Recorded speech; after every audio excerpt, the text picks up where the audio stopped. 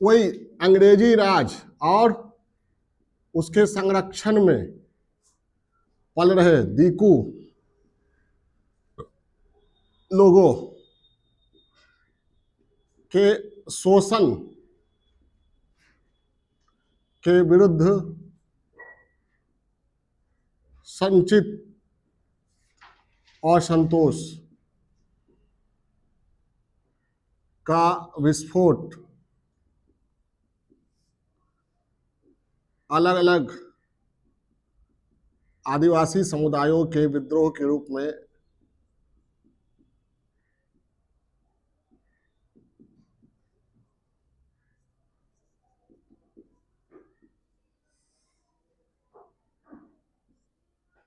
असंतोष के विस्फोट अलग अलग आदिवासी समुदायों के विद्रोह के रूप में हुए या समय समय पर आदिवासियों ने विद्रोह का रास्ता अपनाया। क्लियर है? इसके निम्नलिखित कारण थे। कारण में वही क्या, हाँ, आर्थिक असंतोष, पढ़ने में मन लग रहा है, राजनीतिक प्रशासनिक असंतोष, अंत में सांस्कृतिक असंतोष।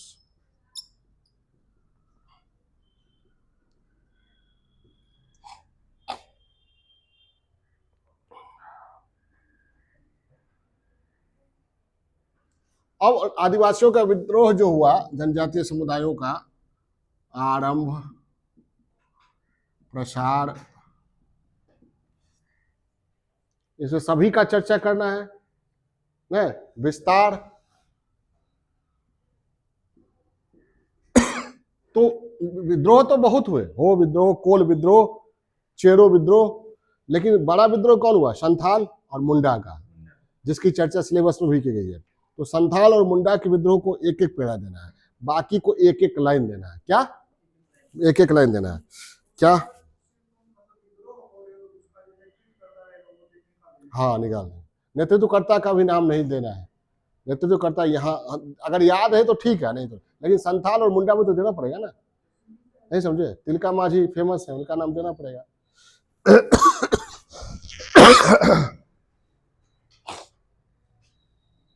हाँ, तो ये देखिए 18वीं सदी के अंत में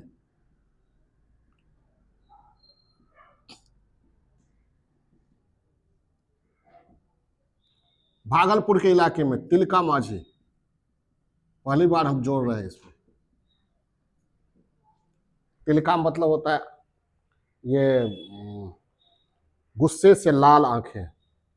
तिलका माझी को जब पकड़ा गया, अंग्रेजों ने पकड़ा, तो मीलों तक घोड़ा में बांधकर उनको घसीटा, फिर भागलपुर लाया गया, चौराहे पर पेड़ से लटका दिया गया, फिर भी झुके नहीं, गुस्सा से आंख उनका लाल ही रहा। तिलका, तिलका माझी। फिर पलामू में ये कहाँ हुआ? हाँ, भागलपुर। ये माना जाता है संथाल समुदाय से, कुछ लोगों का कहना है संथाल समुदाय से जुड़ा हुआ एक पहाड़िया समुदाय है, उससे थे। समझ में आई बात? तो भागलपुर वही इलाका, दामन कोह का इलाका जिसपे संथाल विद्रोह हुआ था, वही इलाका इनका भी है। समझ में आ रही बात? 18वीं सदी के अंत में पलामू में चेरो का विद्रोह हुआ। एक एक लाइन में समेटना है। 1820 में हो विद्रोह, 1820 और 30 के दशक में, 1820 और 1830 के दशक में बुद्धू भगत के नेतृत्व में किसका? कोल विद्रोह हुआ। और फिर 1870 में, सॉरी 1855-56 में संथाल विद्रोह। अब इसमें क्या करना है, चूंकि सभी का न लिख रहा है, तो इसमें खाली नाम दे देना है। सिद्धू कान्हू चांद और भैरव ने नेतृत्व प्रदान किया। 60,000 समर्पित संथालों ने इसमें भाग लेकर इसे जुझारू बनाया, ठीक है, और लेकिन अंततः इसका भी दमन कर दिया गया। क्लियर है। उसके बाद आगे बढ़ जाएंगे 1870 में। 1870 के दशक में संथालों में एक और आंदोलन चला, सफाहार आंदोलन। सफाहार आंदोलन ये अंग्रेजों के विरुद्ध उतना नहीं था जितना सुधारवादी था, अपने समाज में सुधार करने के उद्देश्य से प्रेरित था। पूरा पीडीएफ में लिखा हुआ है। सफाहार साफ सुथरा करना, सफाहार सुधारवादी था। सुधारवादी में क्या होगा? पूजा पद्धति, बलि प्रथा का खत्म, बहुदेववाद की जगह एक ईश्वरवाद होगा, आस्था पर जोर होगा, टोना टोटका मंत्र फंत्र ये सब नहीं, दिखावा नहीं, ठीक है। एकता पर बल दिया जाएगा, आचरण की शुद्धता पर बल दिया जाएगा, नैतिकता पर बल दिया जाएगा। सामाजिक धार्मिक सुधार की जहां भी बात होगी यही ना, कुप्रथाएं हैं स्त्रियों के विरुद्ध, बच्चों के विरुद्ध या जो भी है उसको दूर करने का, कहीं भी सुधारवादी यही होगा ना। फिर 1895 से 1901 के बीच किनका आंदोलन चला? मुंडा। क्षेत्र छोटा नागपुर, नेतृत्व बिरसा मुंडा। 6,000 समर्पित मुंडाओं को साथ लेकर बिरसा मुंडा ने जुझारू विद्रोह किया और अंग्रेजी राज को पूरी तरह झकझोर दिया। 1914 से 1920 तक उड़ाव जनजाति में, किसमें? उड़ाव जनजाति में ताना भगत आंदोलन चला।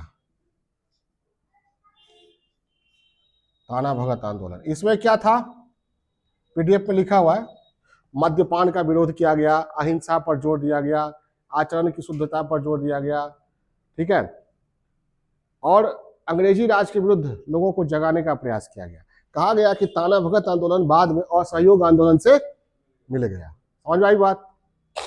तो ये सब कुछ जब हो रहा था तो आदिवासियों में जागरूकता आ रही थी ना।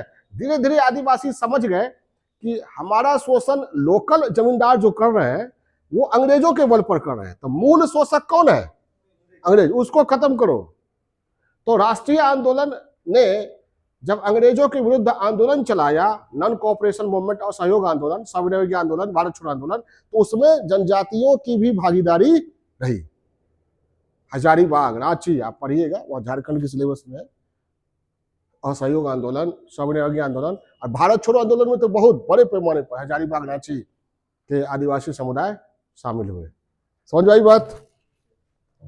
तो समय समय पर सिविल डिसोबीडियंस मूवमेंट मतलब ये एनसीएम में मिल गया। एनसीएम मतलब क्या? असहयोग। सीडीएम मतलब सिविल डिसोबीडियंस मूवमेंट, मतलब सविनय आंदोलन। भारत छोड़ो आंदोलन के दौरान भी आदिवासी विद्रोह में शामिल हुए। हो गया। अब जनजातीय विद्रोह का स्वरूप पूछा जाएगा, मान लीजिए ओवरऑल स्वरूप, तो क्या लिखिएगा? स्वरूप में सबसे पहले क्या लिखिएगा? अरे कितना बार बताएंगे? असंतोष जनित। और इसको पॉइंट को विस्तार दीजिएगा ना, तो क्या बताइएगा? वही आर्थिक असंतोष, राजनीतिक प्रसाद और सांस्कृतिक असंतोष।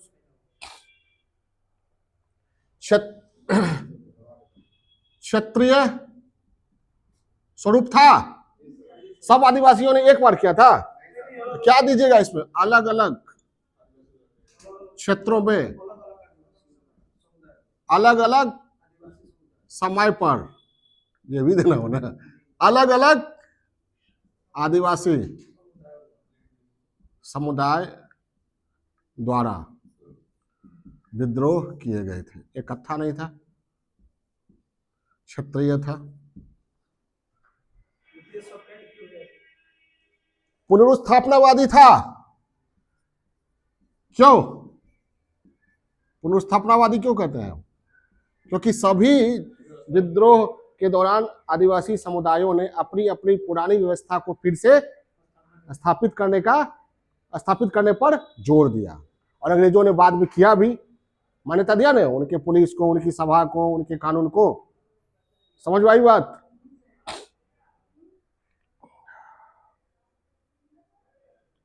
और क्या था साधन के स्तर पर? क्या था?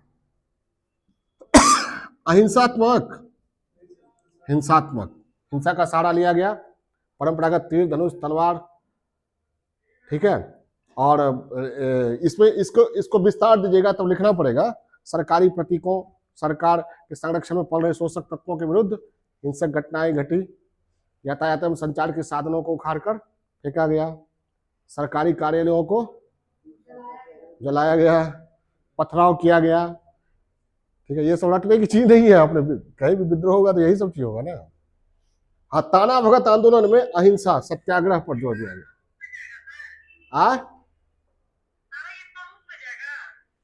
हाँ, स्वरूप में जब एक हो गया असंतोष जनित, दूसरा हो गया क्षत्रिय, तीसरा हो गया पुनर्स्थापनावादी, चौथा हो गया हिंसात्मक। जब हिंसात्मक लिखिएगा चौथा पॉइंट तो उसका विस्तार दीजिएगा ना, स्वरूप। हाँ, ठीक है। और सांस्कृतिक स्वरूप था, स्वरूप था सांस्कृतिक या सुधारवादी। ईसाई मिशनरियों के विरुद्ध असंतोष था ना। और अपनी संस्कृति में सुधार की बातें। और लास्ट में स्वतंत्रता संग्राम था। भले ही अलग अलग समय पर अलग अलग आदिवासी समुदायों ने अलग अलग समय पर अलग अलग क्षेत्रों में विद्रोह किया, लेकिन सभी का उद्देश्य क्या था? आजादी। तो स्वतंत्रता संग्राम कह सकते हैं ना। अब एक तो सवाल उठता है कि सरकार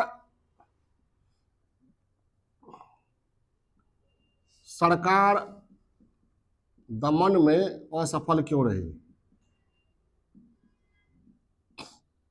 सॉरी, उल्टा हम रहे, सफल क्यों रही?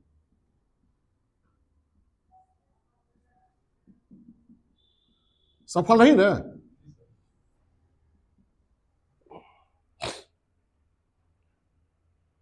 सैनिक कारण,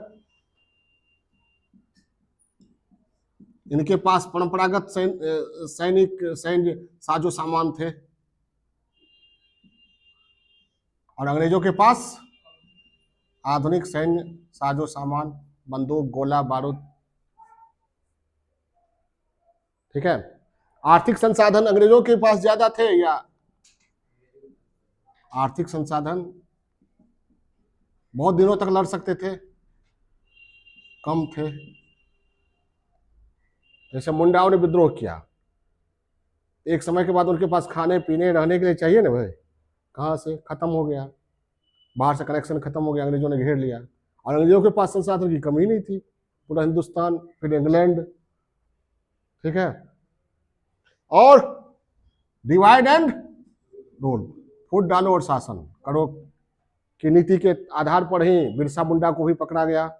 चुरू संथाल के 4 बेटे सिद्धू कानू चांद भैरव को भी पकड़कर फांसी दी गई, या वे शहीद हुए लड़ते लड़ते। तिलका माझी को भी डिवाइड एंड रूल पॉलिसी के आधार पर ही पकड़ा गया, उन्हें पर भी मृत्यु दंड दिया गया। नहीं समझे? जो जनजातीय समुदाय विद्रोह करते थे उसी समुदाय के लोगों को मिला लेता था अंग्रेज, और उनके गुप्त बातों को, अड्डा को की जानकारी ले लेता है। ठीक है। और सबसे बड़ी बात क्या? असंगठित थे आदिवासी विद्रोह। क्यों असंगठित? क्योंकि अलग अलग समय पर अलग अलग क्षेत्रों में अलग अलग जनजातियों ने किया था, इसलिए।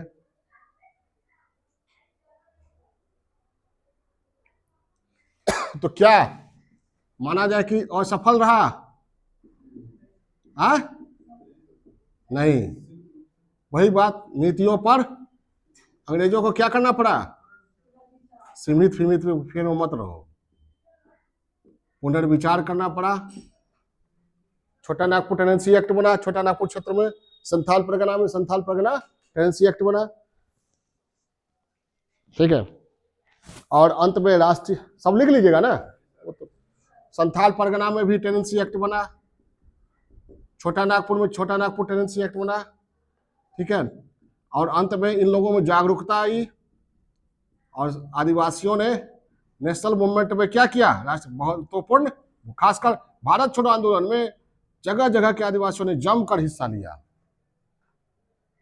समझ आई बात। पश्चिमोत्तर सीमा प्रांत के आदिवासियों ने भी गांधी जी के बारे में नारा लगाया, मलंग बाबा को रिहा करो, इनकलाब को रिहा करो।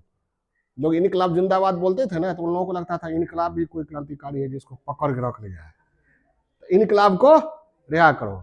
मलंग बाबा कौन? गांधी जी को लोग मलंग बाबा। खान को रिहा करो, सीमांत गांधी, खान अब्दुल गफ्फार खान। ठीक है, ओके। इस तरह आदिवासी विद्रोह समाप्त होता है। सिलेबस में जो था, तिलका माझी के बारे में हम पीडीएफ दिए हैं, उस पर आप लोग पढ़ लीजिएगा, थोड़ा चर्चा कर देंगे हम। इसके बाद हम लोग चलेंगे कि एक बार पूछा गया है गिरमिटिया प्रथा के बारे में, जिसको अंग्रेजी में इंडेंचर सिस्टम, उसके लिए वर्ड यूज किया गया, समुद्र पारियता पारंगत, ऐसे ही कुछ वर्ड यूज किया गया है।